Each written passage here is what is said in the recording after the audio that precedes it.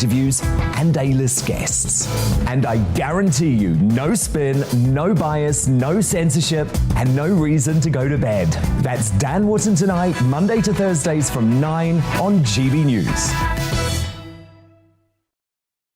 Hello there, I'm Eamon Holmes. And I'm Isabel Webster. And we hope you can join us for Breakfast with Eamon. And Isabel. You make me laugh out loud, belly laugh. Is that important first thing in the morning? Yeah, absolutely. And there's me trying to be deadly serious. News is a serious business. Yeah, I have to rein you in sometimes. Well, it doesn't stop us laughing at it. It doesn't stop us having an opinion on what's going on. Yeah. And it certainly will not stop us reflecting what you think. Weekdays from 6 to 9:30 on GB News.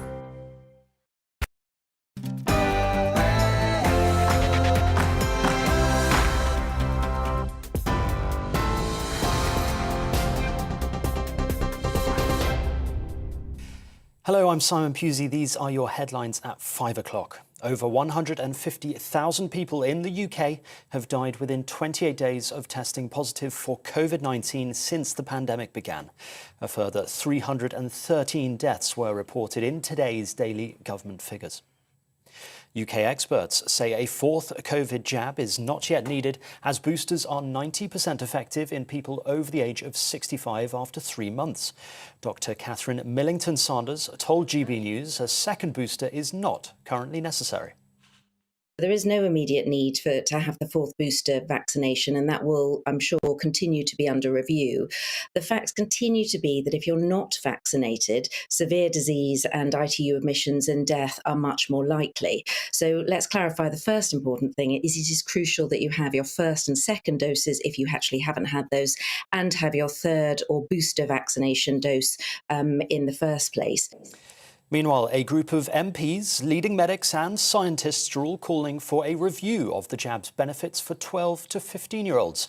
GB News has been given exclusive access to the letter being sent to the Joint Committee on Vaccination and Immunisation today. Conservative MP Miriam Cates, who coordinated this campaign, told GB News the benefit to risk ratio of child vaccination should be reassessed in light of the Omicron variant.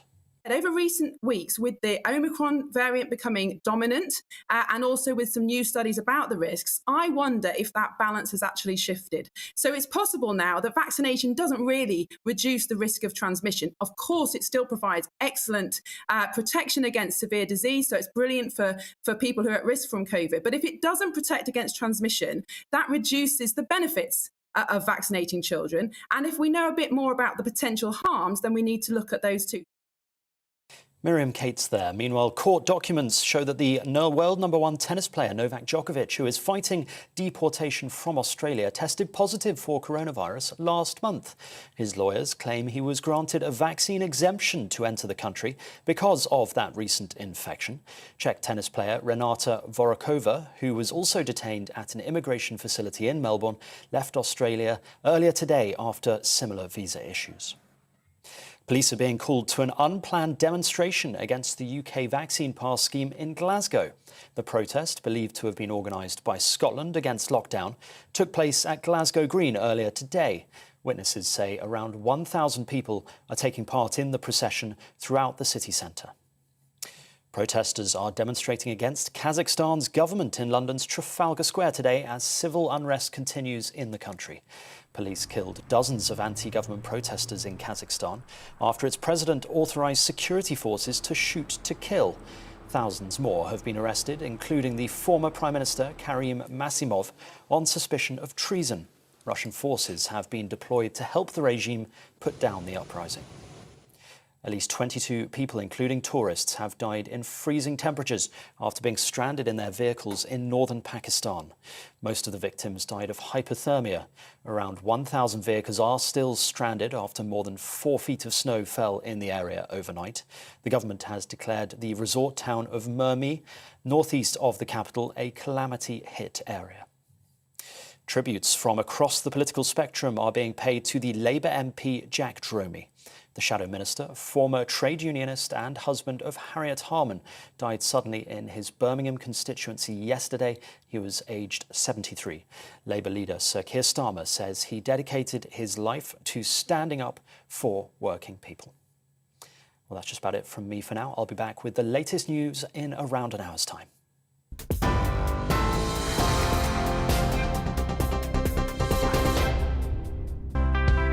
It's time to remind ourselves there's always another winter. Canary Islands sponsors the weather. Ahead to this evening's weather, and the UK is looking showery in the west, but many eastern parts turning drier. Let's take a look at the details. Moving into the southwest, and many areas will see a mix of clear spells and blustery showers. The driest weather will most likely be across Dorset, Hampshire and Wiltshire. Moving east, and the remnants of this afternoon's rain will quickly clear, leaving many parts of southeast England and East Anglia dry, with clear skies developing.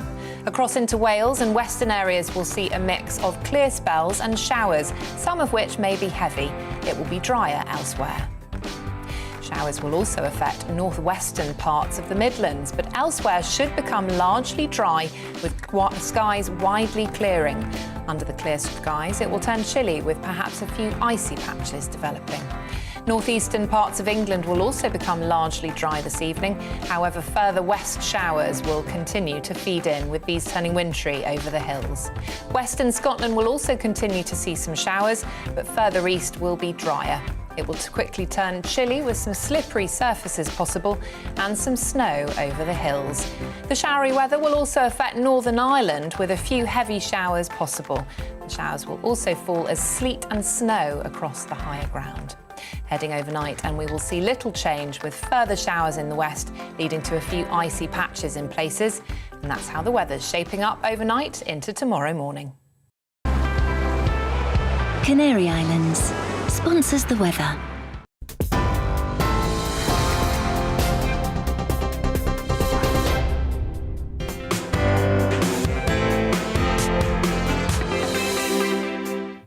Welcome to the Saturday selection here on GB News, and we've got a new presenter, Philip Davis, joining Tonya Buxton and myself, Esther McVeigh. So welcome to the show, and welcome to Philip as well.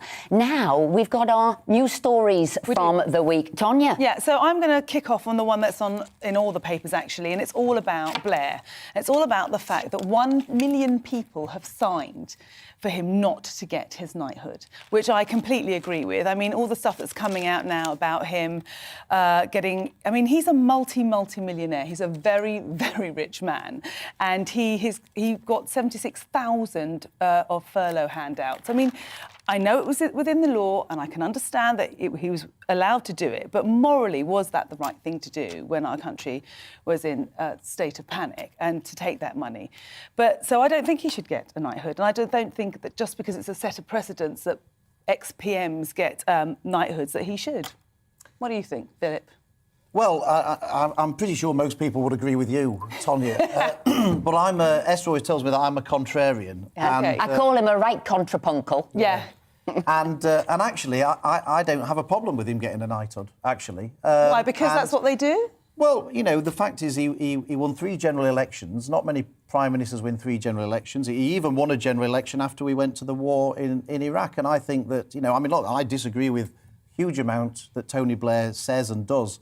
But I think that, you know, in terms of the honour system, if we can't honour somebody who's won 3 general elections on the trot, it's a pretty poor state of affairs. Taking aside our own personal opinions about him, it's about the position that we should be. But I think just because it's set a precedent, since so many facts have come out about Tony Blair, the way he goes around making money, his allegiances with, you know, certain despots around the world, and also what he took us to war. You know, a lot of our young men and women died because Blair took us to a war that we didn't need to go to. I don't think it should be just a set standard that we give him an honouring when he doesn't deserve it. I just don't think we should, you know, make decisions based on what our opinions of people. The honour system should honour people for the positions that they've held and the things that they've done. And you know, he won 3 general elections. Much to my dismay, he won 3 general elections, but he did win 3 general elections. On that note, Philip, I would like to say that I would like a damehood. Well, I'm sure so I'm just putting it out there, you know. It's only a matter of time. So that was your news story of the week. Both of you having different points of view. Well, the one that really grabbed my attention, and I've had huge fascination for this lady, Elizabeth Holmes. There she was, founder of the company Theranos. She went set it up in 2003, and by 2015 she was being feted, Forbes, all these international magazines. The company was worth £9 billion. It was a new way of doing blood testing, supposedly, and it was probably the biggest ever corporate con. She's now been done for fraud and for basically hoodwinking the pharmaceutical industry and also the financial sector, all of which was putting money into it. And what was fantastic, on the a condition that when people handed over money, it was that she wouldn't have to reveal how Theranos technology worked, and all of these people put money into this business. Anyway, it's all come to an end. Court case this week, done for fraud, and that's it, move on. Do you think, though, that she got it because she's a pretty blonde and she was dealing with a lot of middle-aged men?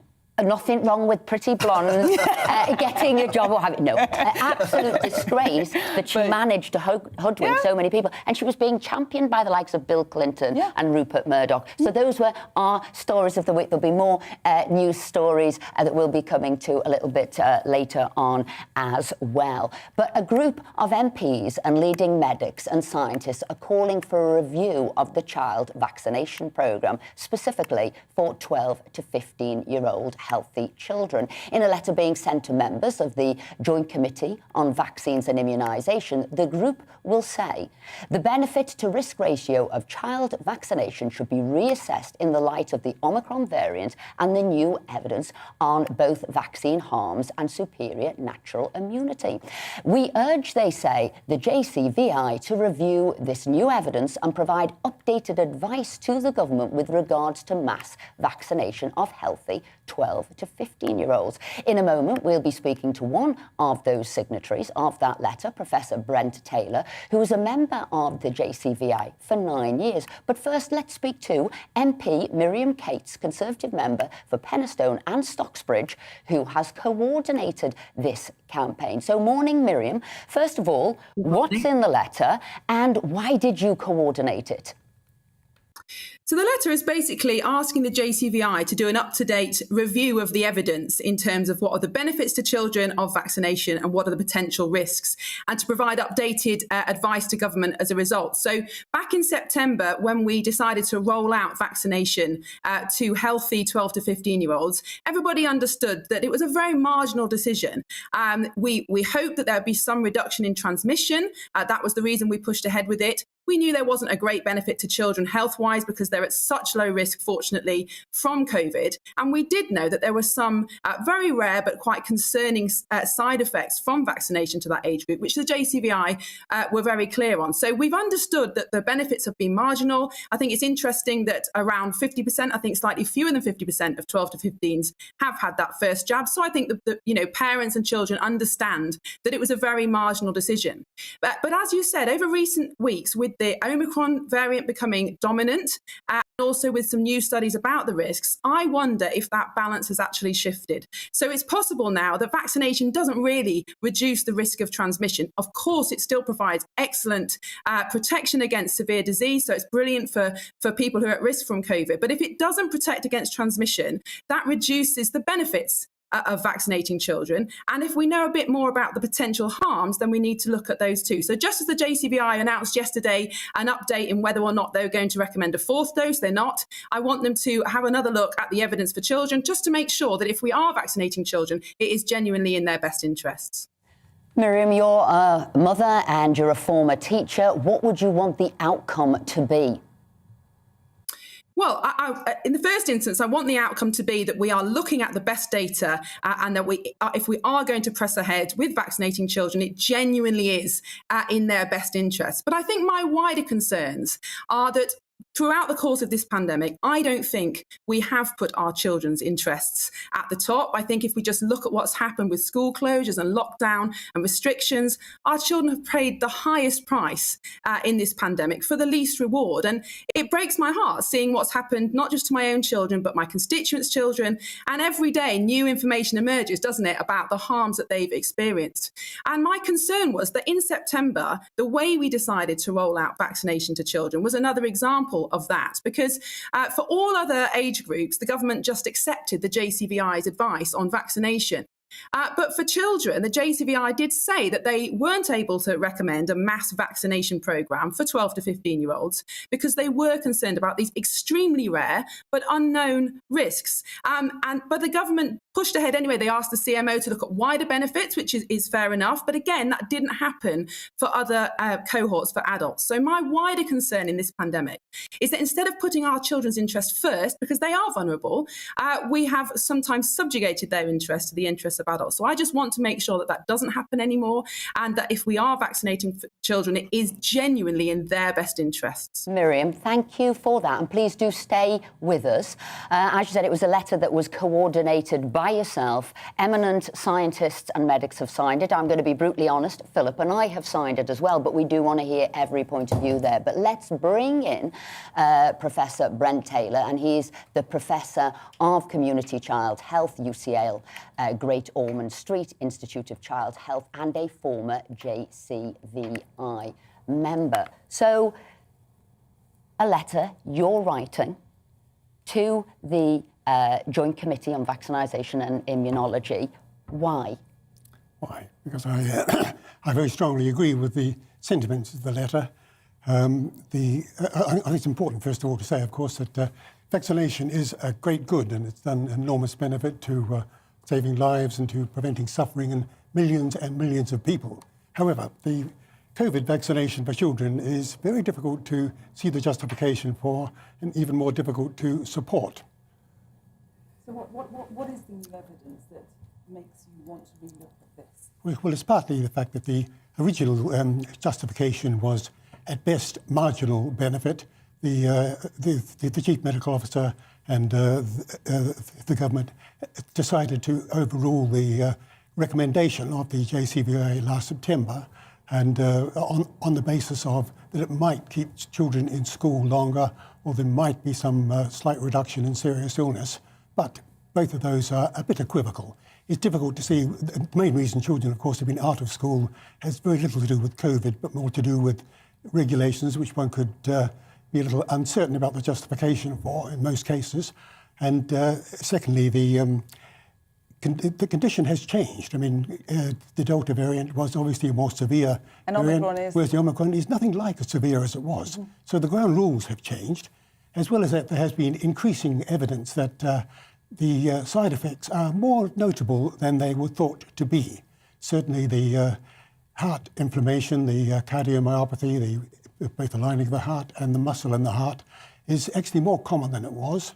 And there's been recent evidence last week from one of the big health maintenance organizations in America, the Kaiser Permanente, that the official record is in fact probably deficient by anything up to 30 or 40% of the real incidence when you look at the individual cases on the record. That's a pretty high number, isn't it? It is indeed. And it's not something that we want to gamble. It's not a very high number. It's still a pretty rare complication. But nevertheless, it's a risk. It's a risk. And you need to, as always with vaccinations, and indeed any medical intervention, you have to balance the benefits against the risks. Can I ask you, what is the risk of COVID to this age group? Well, the risk of COVID is probably quite high, but the risk of severe COVID and the risk of dying is infinitesimal. Mm-hmm. It is really very small indeed. But when we talk about the risk of COVID, we talk about the risk of getting a cold at the moment with Omicron. Is that the type of risk? It might be slightly more than the cold, but nevertheless, in terms of dying, I mean, a 5-year-old has something like 1,000th the chance of dying from COVID as does an 85-year-old. Right. Okay. On that point, though, I mean, the letter refers to the unknown long-term effects of the vaccination on children, but people might ask about the unknown long-term effects of COVID on children. What would you say? What would you say to that? Well, let's deal with the long-term effects. We just do not know, of course. But nevertheless, quite a number of side effects following vaccinations have only been discovered months or even years after the vaccine was introduced. The usual run-in period for a new vaccine for children is about 2 years and up to 10 years. This vaccine has been introduced in a remarkably short period of time, perhaps some might say too rapid length of time, with pretty limited testing, both in adults in the first instance and indeed particularly in children. I think the benefits to children are minuscule. The risks to children, although unknown, are still sufficiently severe, those we do know about, to make it very difficult to support vaccinating this age group. The authorities say that vaccinating children can help control the spread of the virus to other people who are more vulnerable, such as perhaps elderly family members. Is that not something that's a benefit in itself? I don't think the evidence is very strong to support that view. And there's another point. I mean, generally speaking, we'd like to adults should protect children. I don't think there's really much of a case for children to have to protect adults. In the letter, in effect, it says that the chance of myocarditis for children from the vaccine is, if my maths are right, 0.005%. That's about 5 per million. Is this such an issue Well, that you may cause, by doing this letter, you may cause people to question the merits of the vaccination, which as you said at the start, has been a great success. Do you think that minuscule risk that you acknowledge is a minuscule risk is worth sort of undermining perhaps the message on vaccination? Personally, I don't. I think any significant risk, and this is a significant risk, is really not worth taking, both for the generality, which is your point, but also for the specific justification for this vaccine. And Philip, if you ask me as a mother of sons, do I think that that's a minuscule risk? No, I don't. I don't feel it's a minuscule, and I think that's why a lot of the mothers, and we can tell parents have not taken up this vaccine. It's only 50% of parents have taken it up. You know, we've managed to have a little think about it as mothers of what we think about that. So I do think that it's really good that these questions are being asked, because we want as much information as we can. As you said, things are changing all the time. It's changed a lot with Omicron. The data's changing, the science is changing, and this is such a new vaccine that it's a great thing that these questions are being aired out and being asked. Would you accept that you are sort of on the in a minority view amongst scientists, amongst medics, around the world, that actually, you know, if you look at the US Centre for Disease Control and Prevention, they say the COVID vaccine for children is safe and effective, and they even recommend it for children between the ages of 5 to 11. So would you? And they're thinking of introducing it for children between 1 and 5. Yeah. So do you? I don't think that's justified at all. But do you accept that you're that your view is a minority view, or is your view more widespread than people will admit? I believe and hope that my view is more widespread than people will admit. But certainly the official view is very much along the lines that COVID vaccine is safe and beneficial for everyone, which is a fairly extreme claim. Did you agree at the time when the JCVI gave their opinion, which was not to recommend the sort of mass sort of rollout to healthy 12 to 15-year-olds, did you agree with the fact that the Chief Medical Officer was going to look at wider issues, like maybe not being in school or impacts on their education? Did you believe that was correct, that they should have looked at that issue, the wider issue for children to get the vaccine? Well, they might have considered it, but I mean, that really is outside the remit of an organisation like the JCVI, and it certainly becomes then a political decision. And as a politician, I would say we would look at everything in the round 360 degrees. So you've got to balance it up. So did you think that wasn't for the Chief Medical Officer to look at? That should have been a political decision? Do you have an issue with the fact that they looked at the wider issue on a sort of a balance of probabilities? I'm not sure that they did, but and I'm not certain that the Chief Medical Officer made the right decision. And has this been done before for any other vaccine, looking at wider issues rather than just the medical issues of a vaccine? Oh, yes, indeed. I think one does. One always does. You always have to. It's always a balance between the wider benefits as well as the specific benefits. but against that must always be counted both the risks, both the wider risks as well as the specific risks. And I'll bring Miriam Cates back in, the MP who's coordinate this, because like you said, it's not just you signing this letter as an eminent professor and from the medical profession. Lots have signed this. So, Miriam, as I said, this was an exclusive for GB News today. You're sending this letter off. When do you think you'll get a reply? We would like to have the GCVI on the programme as well to hear what they've got to say. When do you think you'll hear back from them, and what are you hoping to do maybe in Parliament next week? Well, I don't know the answer to that question, Esther. Obviously, I hope as soon as possible. It is a rapidly changing situation, as we know. So I'd hope that they will be looking into it as soon as possible. And of course, I'll let you know when I hear. But throughout the pandemic, I've used every opportunity in Parliament to stand up for the interests of children. Obviously, children don't vote. And so sometimes they don't get a look in. But I think that's why it's so important as politicians, as MPs, that we do stand up for children's interests, whether that's keeping them in school, making sure they're protected, making sure that their interests are being followed. So, yeah, I'll be using any opportunity in Parliament that comes up this week to talk about this and to make sure that we really are acting in the welfare and the best interests of our children. And Miriam, if the answer comes back, we've looked at it, we will reassess it, but you were wrong, we're still going to continue with this. Is this then, is this where you put your pen down and the cause is over, or will you continue again?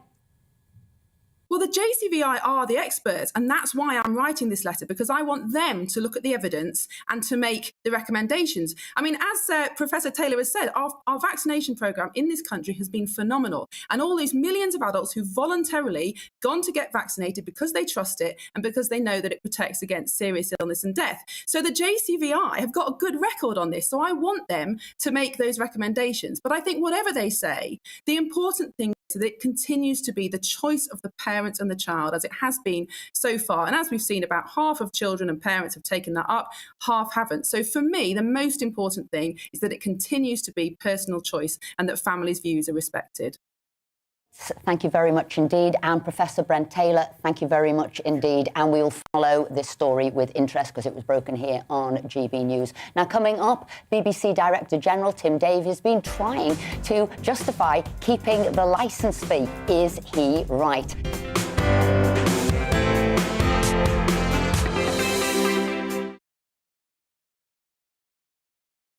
On Mark Dolan tonight, we have a simple plan, which is to inform, stimulate and entertain in equal measure. It's all about getting your opinions on the national television airwaves. I love my viewer emails, mark@gbnews.uk. So do join me from 9 p.m. to midnight every Friday, Saturday and Sunday for big guests, big opinions and a big presenter. 6'5", don't you know? See you then on GB News. Hello there, I'm Eamon. And I'm Isabel. And you're watching the GB News digital stream across the United Kingdom. And around the world. If you're here in the UK, you can also watch us on your TV screen. GB News is Freeview channel 236. On Sky, we're channel 515. 626 on Virgin Media. Just remember, you might need to retune your TV to watch the channel. Yeah, and if you are doing that, find out more about retuning by going to gbnews.uk. Join my show Farage, 7 p.m. till 8 p.m. Monday through Thursday. And there you will get opinion, analysis, debate, and I'll cover stories that nobody else dares to touch. And then for the last 15 minutes, talking pints. We're over a drink. We have a civilised conversation with someone. We very often disagree, but we do it in a grown-up way. Come and join me on Farage.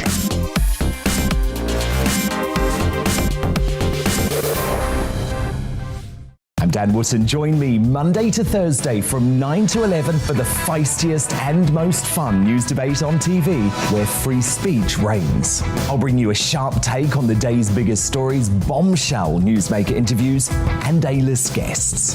And I guarantee you, no spin, no bias, no censorship, and no reason to go to bed. That's Dan Wootton Tonight, Monday to Thursdays from 9 on GB News. Hello there, I'm Eamon Holmes. And I'm Isabel Webster. And we hope you can join us for Breakfast with Eamon and Isabel. You make me laugh out loud, belly laugh. Is that important first thing in the morning? Yeah, absolutely. And there's me trying to be deadly serious. News is a serious business. Yeah, I have to rein you in sometimes. Well, it doesn't stop us laughing at it. It doesn't stop us having an opinion on what's going on. Yeah. And it certainly will not stop us reflecting what you think. Weekdays from 6 to 9:30 on GB News.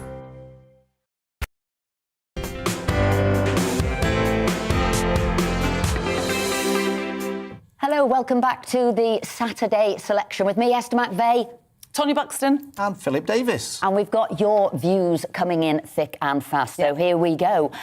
First here from Ray. Do we know what proportion of NHS staff who are isolating having tested positive are unvaccinated? If it's a significant number and it's because of personal choice rather than for medical reasons, then I question their commitment to serve the public. Well, I don't know Tonya? that one, but anyway, here we go. So this is from Sandra Nielsen, and it's about clean air, allegedly. We are not reducing our carbon footprint by reducing gas production in the UK only to import it from somewhere else. This applies to coal too. This is so hypocritical and destructive to the jobs in the UK. This green energy push makes no sense to all ordinary working folk, particularly in these times of thousands of job losses within the oil and gas industry in the northeast of Scotland. So that's a good point there. And Jeff in Leicester says proof of previous COVID infection is not proof of immunity. Perhaps if Djokovic could have been given an observed laboratory antibody test on arrival in Australia, the situation may have been clear. And we'll be talking about that a bit later, won't we, with the sports roundup. And how about this? This is for you too, about Tony Blair's knighthood. This is from Alan. I don't think a petition will achieve anything. It's a gift from the Queen herself. So that's what he has got to say. I like that, but I do think it's the people have spoken as well, haven't you? Anyway. So BBC Director General Tim Davies has marked the start of the corporation's centenary year with a strong defence of the licence fee, arguing the way the BBC is funded is crucial to the country's creative industries. But can the corporation really justify its current funding, let alone a proposed increase, whilst audiences are falling and young people in particular are shunning traditional mainstream media? Now, we did ask Tim Davie to join us. In fact, we did ask anybody from the BBC if they wanted to speak to us, but they declined the opportunity. However, we can speak to a man who knows the BBC better than most. In fact, some people would say broadcasting royalty. The former controller of BBC One and former chairman of the corporation, Lord Michael Grade. Welcome to you, Lord Grade. Good morning, good morning. I'm sorry about the matching jumper and hair. I think it's very chic. I think you're setting a trend for 2022. Philip, take it. Thank you. Well, indeed, absolutely. My hair's the same colour. Thank you for joining us, which is more than the BBC themselves would do. Do you agree with Tim Davie about the licence fee? Well, I think there are two issues. The first issue is the size of the licence fee, which is due to be reviewed, and the government is reviewing it at the moment. I think in the present circumstances, I think the BBC would be very ill-advised to seek an increase with the cost of living where it is and inflation nudging up. So I think that's the first issue. The second issue is the future, the long-term future of the BBC. And what do you think about that? I mean, Tim Davie said that the licence fee enables the BBC to take risks.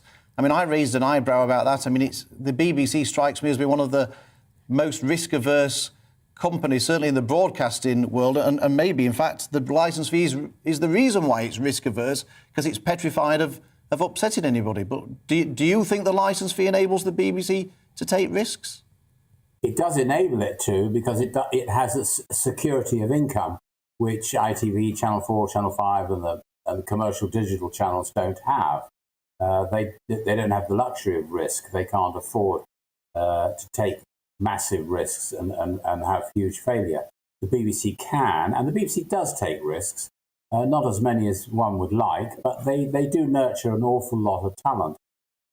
So I think there is a value in the licence fee. The question is, how extensive should the BBC's operations be, and what's the cost of that? And I think public support, which is what the BBC depends on, public support for the licence fee has to be related to the cost of the licence. Well, sorry, Sonia, just many people would say, look, why should people be forced by criminal law to pay for something that they don't want to watch? And, surely if the licence fee is such good value for money, the BBC would have nothing to fear from going to a subscription service, and presumably people would be queuing up round the corner to buy it if it's such good value for money. Why can't people choose whether they want to subscribe or not? You could fund the BBC in any way that you want, subscription, advertising, but there would be a side effect of that. If you put the BBC on subscription and made the licence fee, as it were, voluntary, the BBC would be forced into making programmes that it thought would drive subscriptions. So you'd have less and less and less risk in that scenario. I think the argument for the next 10, 15 years is about the quantum of the licence fee and the extent of the BBC's activities. Do they need all those channels? And how do you fund radio? You couldn't do that by subscription. But Michael, also, do you feel that when it comes to public opinion, the BBC are losing their will to want to fund the BBC? Because, there is a lot of people that say that the BBC has a very strong left bias. So it's not actually representing the news as representing the news. It's giving its opinion and its feelings and the people that are there views rather than just without comment. There is a lot to be said about BBC journalism. I don't necessarily buy the bias point. I think it is trapped in the Westminster bubble, and it has, historically, it completely missed the Thatcher Revolution. The BBC didn't know what the hell was going on in the country journalistically, and it took a long time for it to catch up with the radical reforms and the Thatcher government's agenda over 3 elections. That was a very big miss. And in a sense, if you look at the last election, BBC missed that as well, what was really going on in the country over Brexit and so on. I thought their Brexit coverage wasn't as... when you use the word impartial or partial at the BBC, people think they've got an agenda. I don't think they've got an agenda. I don't think they think hard enough about the issue. For example, when they interviewed a lot of experts during the Brexit campaign, they never asked any expert which way they were going to vote. So, because we all select the arguments that suit our point of view. So it's just shoddy. A lot of what people accuse them of partiality is actually shoddy journalism, very shoddy journalism. Michael, you say not biased, but maybe if they have got all of a single view, it's just narrow-minded, their own metropolitan elite groupthink. And the reason I say that today, double page in the Mail from Stephen Glover. He says, I admire BBC Radio 4's output, but I have to say they are, he says they are, I'm despair of their bias. So whether it was NHS, critical condition, favouritism for hardline experts, distaste for Boris Johnson, toppling of the Colston statue, lack of balance on hunting, farming views unchallenged. He gives a whole host of biases. Don't you think there is some truth in that? That's what a lot of the public think. When I first joined the BBC as the controller of BBC One back in 1900 and frozen to death, 84, I think, or 85, I can't remember. No, yeah, about 85. I was one of the few non-Oxbridge senior programme editorial executives of the BBC. That has changed dramatically since I left 3 years later. The Oxbridge bias has been burst wide open. It's a much more diverse workforce. And the idea that there is groupthink in the BBC is nonsense. There are so many different individuals from different backgrounds. It's really... What worries me about BBC journalism is they are slaves to the narrative. And as the bedrock and gold standard of journalism in the UK, they shouldn't be following the narrative. They should be questioning the narrative. And they don't do that often enough. Michael Grade, thank you so much for joining us this morning to get your views on the BBC, and I'm quite sure GB viewers will have a view as well. Thank you. So coming up, the Bank of England wants to make economics simple, but will they succeed?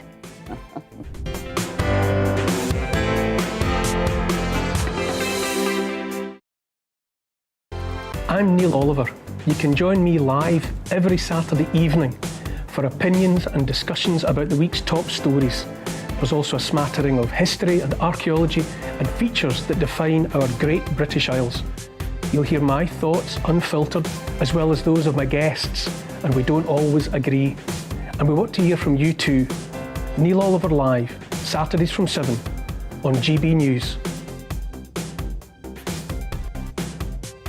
Hello there, I'm Eamon. And I'm Isabel. And you're watching the GB News digital stream across the United Kingdom. And around the world. If you're here in the UK, you can also watch us on your TV screen. GB News is Freeview channel 236. On Sky, we're channel 515. 626 on Virgin Media. Just remember, you might need to retune your TV to watch the channel. Yeah, and if you are doing that, find out more about retuning by going to gbnews.uk. Join my show Farage, 7 p.m. till 8 p.m. Monday through Thursday. And there you will get opinion, analysis, debate, and I'll cover stories that nobody else dares to touch. And then for the last 15 minutes, talking pints. We're over a drink. We have a civilized conversation with someone. We very often disagree, but we do it in a grown-up way. Come and join me on Farage.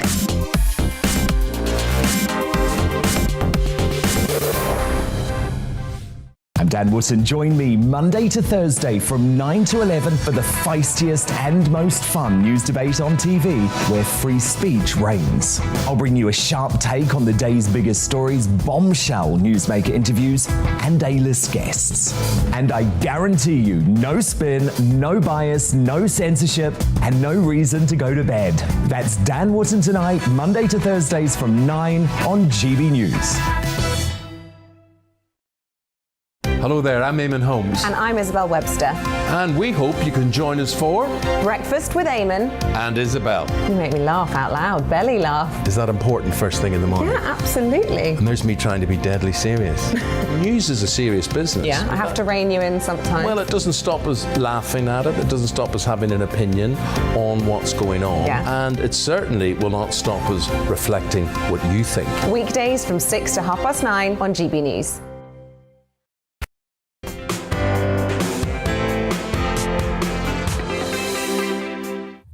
Welcome back to Saturday Selection on GB News. Now, we've heard that the cost of living is going through a crisis. Prices are going up, inflation is rising. But have you ever stopped to think why? What causes inflation and what can be done to get it under control? Well, the Bank of England is releasing a new book called Can't We Just Print More Money?, which aims to demystify the economics of it all. So joining us in the studio is our very special guest of the show, our financial expert, Justin Urquhart-Stewart, the founder and chairman of Regionally. Hello, Justin. Good morning. Can't we just print money? Well, we can do. We've been doing it for centuries, really quite successfully. The problem has been is that traditionally, if you print loads and loads of money, that could be seen as being inflationary. And so, therefore, you could say, well, it's an easy way out of it. And, of course, inflation at the moment, we're now going through a period of rising inflation, but there aren't many of us here who actually remember back in the 70s when we got up to 25%. I mean, that's more Brazilian than its inflation levels. So, yes, but the idea of being able to tell people, actually, why do you need these sort of measurements? How do you, the effect of printing money, how do you actually control an economy with inflation pressures coming through? And I have to say, given the Bank of England's success in this, I'm not too sure they should be writing the book. I was going to say that.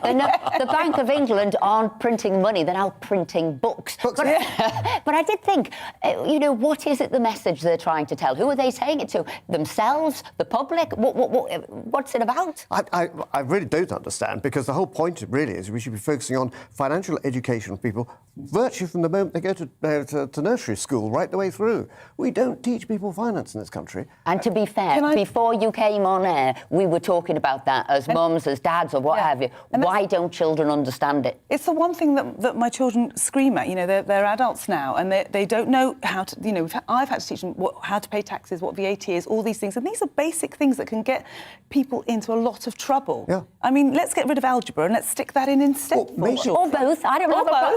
And as a Yorkshireman who's always fond of his money, do you think you'd have needed lessons in finance? It's instilled in us at birth in Yorkshire to know about money and to look after it. We don't need any education. You come across those people from Yorkshire who've actually got dust still on their wallet. You know? Yeah, oh, you've met Philip before then. But if we actually just think about the education you need is not, and I fear what they'll be writing about is about economics and things like that. You need to take it back to really personal stuff. You know, how much money do you need to live on? And you know, well, basically we're all living to a ripe old ages. How do we afford that? And give people the knowledge so they can understand. And the most important bit isn't the financial product or even the stocks and shares. It's financial planning. Just do the planning across the family. I don't mean family planning, family financial planning. So that generations, because we've got a lot of money locked in now, grandparents, you may not like them, but they're worth something, but link that together and you have the broader British dysfunctional family. I would be surprised actually how much that is worth. We know that, well, no one knows precisely, but the British consumers are currently sitting on 1.7 trillion of cash because they couldn't spend it. There's only so much stuff you could buy from Argos and Amazon. But you know, they haven't been on holiday, so the big ticket things haven't been used. So we're seeing a lot of cash. Now what do people do? Should they be investing? So how do they go about it? And sadly, there's still far too many scandals of dodgy people still flogging stuff that you shouldn't be having. But you talk about all the money that people are possibly sat on. I'm sure that isn't obviously fairly distributed across everybody, across the public, but 2022 is going to be known as the year of the squeeze. It is the year of the squeeze. I mean, you just look at, unfortunately, the issues coming up. We know what's going to be happening with household fuel prices. The figure is roughly £1,000 a year for household fuel, the average figure, which is a very difficult figure to come to. And the rough estimate is, after April, that's going to be closer to 2,000. Now, planning for that? No one would have actually thought about that in advance. You just see this volatility. If people could start planning right for the family, right from the word naught, and saving then, that's when you get the real power investing, not listening to silly gits in red braces telling you what to do, but compounding returns over. So just for a second, suppose you could get 7% return, which is unlikely, 7% for a balanced portfolio. No, we've just got inflation at that. And you've got inflation at that. But actually, your money will in effect double every 10 years. There's a magic number, 72. Divide into 72 the percentage return you think you're going to get. So if you get 7%, divided into roughly 10. That's the time it takes to double your money. So if you can sit there and say, Granny's left me a few £1,000s and I've got 10, 20, 30, 40 years, you can build that up into a substantial sum without necessarily having to take big risks of trying to punt on a stock. But most people have no idea how to do that, and that's the problem. And wouldn't it be nice if that particular book was telling you exactly how to do that? Where do you advise people get this advice from? Well, you've got things like the Personal Finance Society, which is the clues in the title, and they're producing much more information now, which is understandable. And really, the Bank of England, I'd be interested to see what this book is like. If it's focused on economics, then for the nerdy people, I'm sure that's fascinating. But for the person in the street, does this actually help me as to what's going on? To protect my assets and make sure my family is going to be right in several decades' time. We know full well that the governments won't be able to do it because they haven't got any money. So increasingly it's going to be down to us to look after ourselves. But if no one told you what to do, and also the rules keep changing, it's hardly surprising. And that's where, if you do believe in the power of the people, a smaller state power of the people, then it is really important we understand money so that we can take control of our lives. And that's what, I know I've always believed in. Absolutely, absolutely. But that then goes on to then the next best thing, which is people starting their own businesses. We set up more businesses in this country than France and Germany put together. So sometimes they have no choice because they've been let go. You come across the ubiquitous consultant, which is an unemployed banker. But the idea, therefore, of being able to teach people over time to actually have a better return. So therefore you need to go to the businesses. You suddenly find people raising money for business. They don't know either. They only learn by their mistakes. And so there are lots of alternatives. Unfortunately, the people you end up seeing is the person who shouts loudest, always trying to get the most commission out of you. Justin, thank you so much again for being illuminating and joining us here in the studio. Thank you, and we'll see you soon.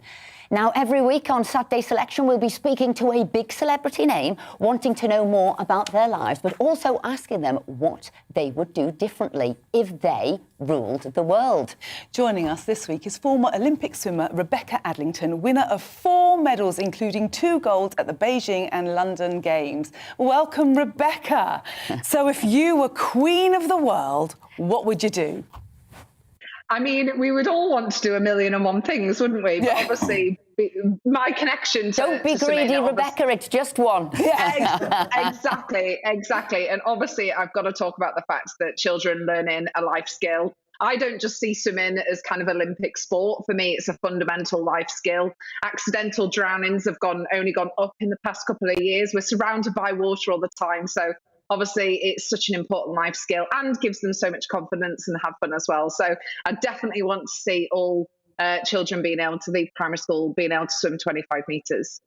I think that's the skill that we all need. And so what are you doing about that then? If you were going to change the law, what are you doing about teaching children to swim? I set up my own Learn to Swim programme after London Olympics, the whole Inspire a Generation, the legacy from the London Olympic Games. I set up my own Learn to Swim programme.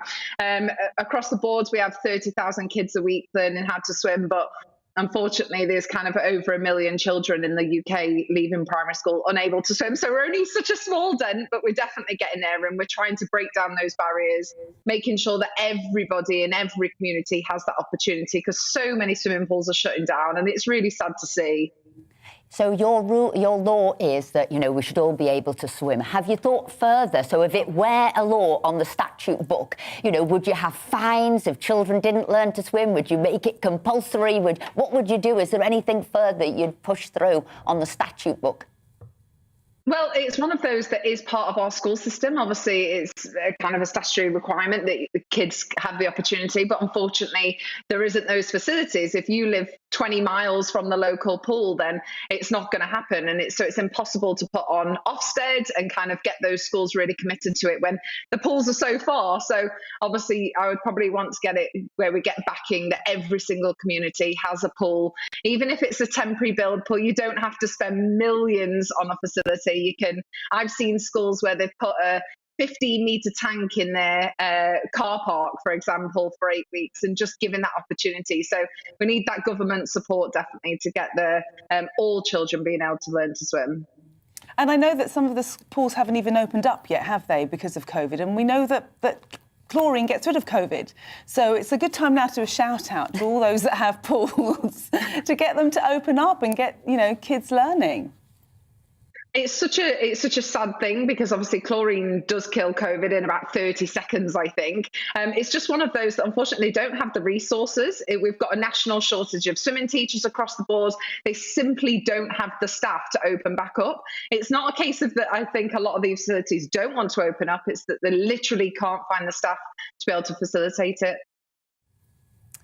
Rebecca, can I ask you about, I know this is about swimming more generally, but in terms of you being an elite swimmer, what you achieved was absolutely remarkable and, brought so much happiness to the nation at the Beijing Olympics when you won 2 gold medals. Cheering you like this. We were. Everyone was, absolutely fantastic. One of the Olympic highlights. I just wondered how difficult it was for people who were really talented swimmers like you were to get the access to 50-metre pools and things like that, so that they could really compete with other people around the world. Was that something that you had difficulty with coming from Mansfield at the getting those facilities?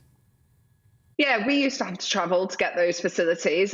Being in the East Midlands, we kind of had to go up to Sheffield or down to Loughborough to get those 50-metre pools. We don't have an abundance of them. We're not Australia, we're not America, where they're kind of pretty much on every doorstep. There is enough of them in the UK, definitely, where you can access those. We've got national performance centres where the guys that have just come off the back of Tokyo with all their Olympic success are based. Obviously, got development plans over the next couple of years to keep growing that and keep those facilities coming 100%. But it is difficult, and especially if you live in kind of smaller towns. I came from a smaller town.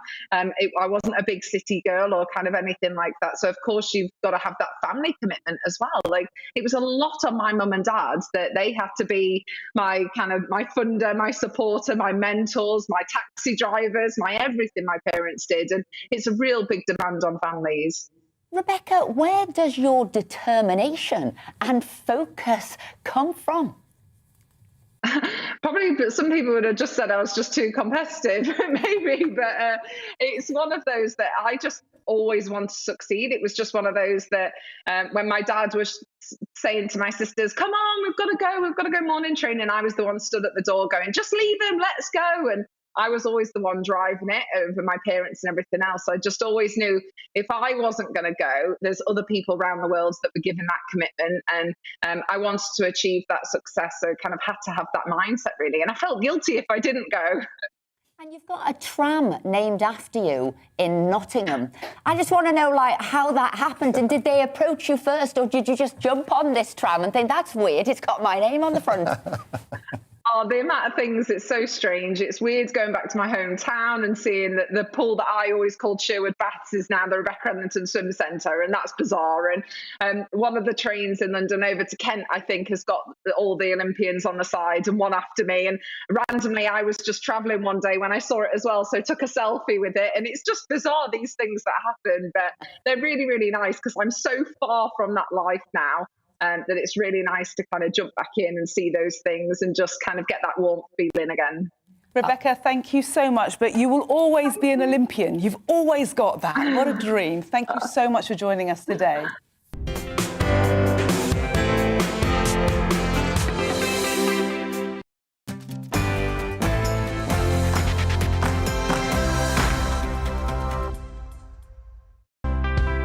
It's time to remind ourselves there's always another winter.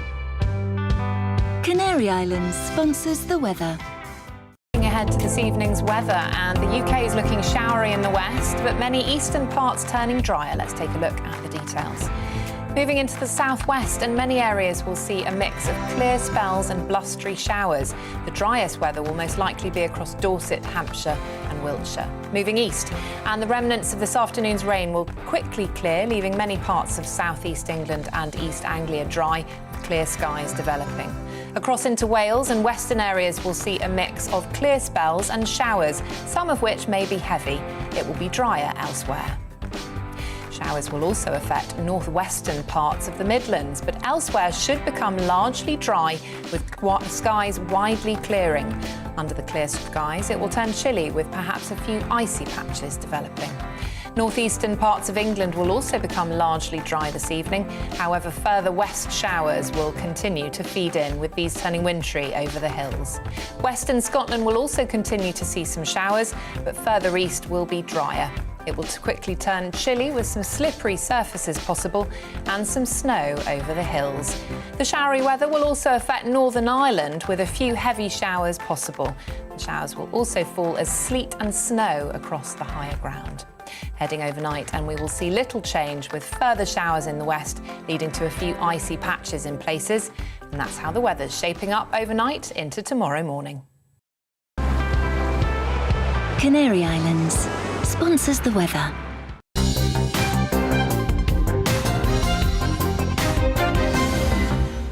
When you get abuse on Twitter or wherever, does it ever make you stop and think, am I right? Because this is quite a barrage. Yeah, I mean, I think I'm one of these people who occasionally likes to stick my neck out with things.